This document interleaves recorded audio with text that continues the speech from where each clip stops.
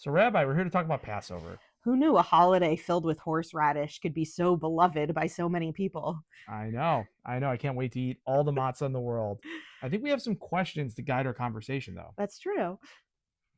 My Seder's were always very interactive.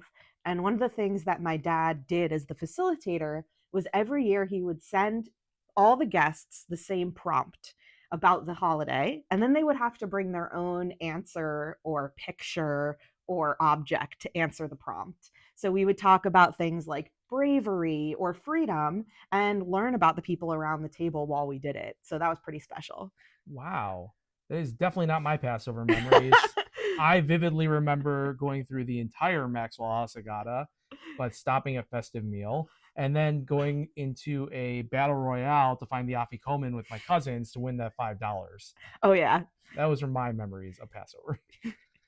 We used to, during Dayenu, take a whole bunch of scallions and hit each other while we sang Dayenu to represent the taskmasters whipping the Israelites in the story. But it's also a reminder of our freedom because, again, what other holiday can you just hit people with vegetables and it's part of the celebration?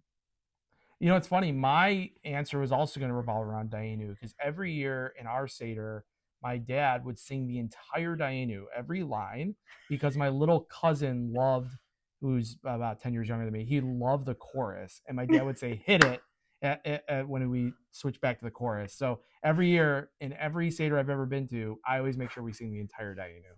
And say, hit it. And say, hit it. All right. We'll include that next week at Temple Seder. Please do. It would make Stuart so proud. I feel like this should be more of a rabbinic answer, but I would say, you know, as Jews, we are still struggling with the themes of not only persecution and anti-Semitism, but also as a broader society, we're struggling with exploitation. And these are all themes that are unfortunately repeat throughout our history. So reminding ourselves that we were once slaves in Egypt and we should be kind and generous and open to others, I think is as important today as it was 4,000 years ago. Absolutely. There's a lot of humanity in this ancient holiday.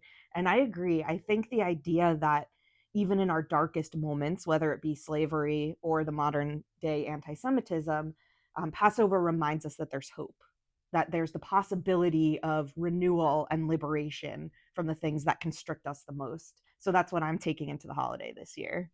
And I'll end with my favorite Passover joke. What's Miriam's favorite coffee? Mika Mocha. Happy Passover. Happy Passover.